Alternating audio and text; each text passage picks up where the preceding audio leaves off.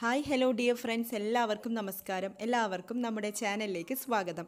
ഇന്ന് നമുക്കൊരു fish curry തയ്യാറാക്കാം. ചെമ്മീൻ വെച്ചിട്ടാണ് ഞാൻ ഈ കറി തയ്യാറാക്കിയിരിക്കുന്നത്.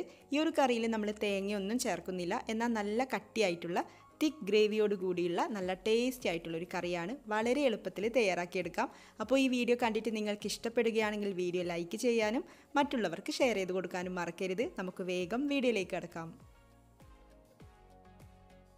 നമുക്ക് കറി തയ്യാറാക്കി തുടങ്ങാം. അപ്പോൾ വെളിച്ചെണ്ണ ചൂടായിട്ട് വരുമ്പോൾ ഇതിലേക്ക് ഒരു 1/4 ടീസ്പൂൺ അളവിൽ ഉലുവ ചേർത്ത് കൊടുക്കാം.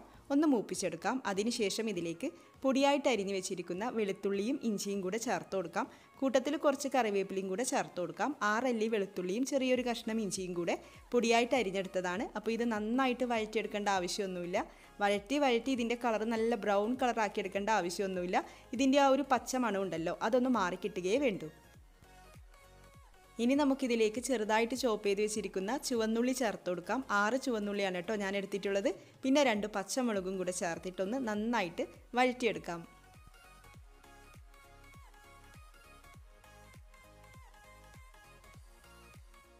ഉള്ളിയൊക്കെ നന്നായിട്ട് വഴന്ന് വന്നിട്ടുണ്ട്. ഇനി നമുക്ക് ഫ്ലെയിം കുറച്ച് വെച്ചുകൊണ്ട് പൊടികൾ ചേർത്ത് കൊടുക്കാം.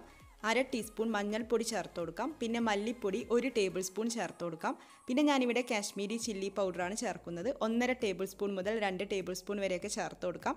ലോ ഫ്ലെയിമിൽ വെച്ചുകൊണ്ടൊന്ന് നന്നായിട്ട് വഴറ്റിയെടുക്കാം. ഈ പൊടികളുടെയൊക്കെ റോ സ്മെല്ലൊന്ന് മാറി വരട്ടെ.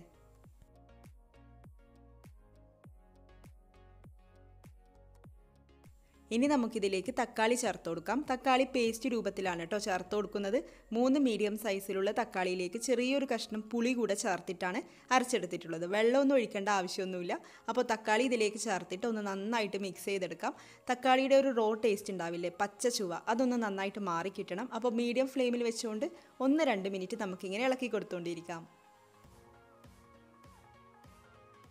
ഇതിലേക്ക് കുറച്ച് വെള്ളം ചേർത്ത് കൊടുക്കാം. 1/4 കപ്പ് അളവിലൊക്കെ മതിയാവും. ചൂടുവെള്ളം തന്നെ ചേർത്ത് കൊടുക്കണം. ഇളം ചൂടുവെള്ളമായാലും കുഴപ്പമൊന്നുമില്ല. പിന്നെ നമ്മൾ കറിയിലേക്ക് ഇതുവരെ ഉപ്പ് ചേർത്ത് കൊടുത്തിട്ടില്ല. അപ്പോൾ നോക്കിയിട്ട് ആവശ്യത്തിനനുസരിച്ചിട്ട് ഉപ്പൊക്കെ ചേർത്ത് കൊടുക്കാം. ഒന്ന് നന്നായിട്ട് മിക്സ് ചെയ്തതിന് ശേഷം നമുക്കിത് അടച്ചു വെക്കണം. 5-6 മിനിറ്റ് മീഡിയം ഫ്ലെയിമിൽ അടച്ചു വെക്കാം. ഇപ്പോൾ 5 മിനിറ്റ് ഒക്കെ കഴിഞ്ഞിട്ടുണ്ട്. ഇതിവിടെ നല്ലവണ്ണം കുറുകി വന്നിട്ടുണ്ട്. ഇനി നമുക്കിതിലേക്ക് മീൻ ചേർത്ത് കൊടുക്കാം. ഏത് മീൻ വേണമെങ്കിലും നിങ്ങൾക്ക് ചേർത്ത് കൊടുക്കാം. ഞാനിവിടെ ചെമ്മീനാണ് ചേർത്ത് കൊടുക്കുന്നത്. ചെമ്മീനേക്കാളും കൂടുതൽ ടേസ്റ്റ് അയലയും മത്തിയൊക്കെ ചേർക്കുമ്പോഴാണ്.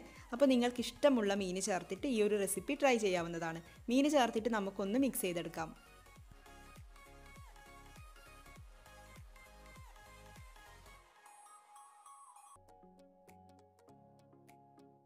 ഇനി നമുക്ക് കറിയിലേക്ക് വെള്ളം ചേർത്ത് കൊടുക്കാം. ചൂടുവെള്ളം തന്നെ ചേർത്ത് കൊടുക്കണം. അപ്പോൾ ഞാനിവിടെ 1.5 കപ്പ് വെള്ളം, 1.5 കപ്പ് മുതൽ 2 കപ്പ് വരെയൊക്കെ വെള്ളം ചേർത്ത് കൊടുക്കാം. വെള്ളം ഒഴിച്ചിട്ട് ഒന്ന് നന്നായിട്ട് മിക്സ് ചെയ്തതിന് ശേഷം നമുക്കിത് അടച്ച് വെച്ചുകൊണ്ട് കുക്ക് ചെയ്തെടുക്കണം. മീൻ നന്നായിട്ട് വെന്ത് വരണം. മാത്രമല്ല കറി കുറുകി വരികയും വേണം. അപ്പോൾ നമുക്കിതൊരു മീഡിയം ഫ്ലെയിമിൽ അടച്ചു വെക്കാം.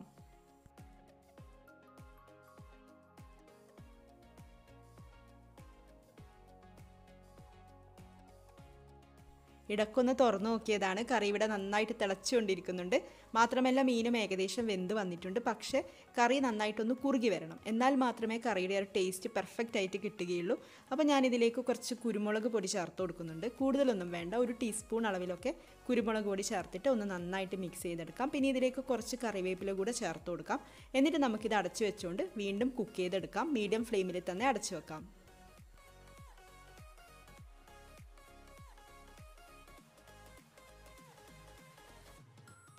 അങ്ങനെ കറി ഇവിടെ റെഡി ആയിട്ടുണ്ട്. അപ്പോൾ വളരെ ടേസ്റ്റി ആയിട്ടുള്ള കറിയാണ്. തേങ്ങയൊന്നും വേണ്ട, നല്ല കട്ടിയായിട്ടിരിക്കും.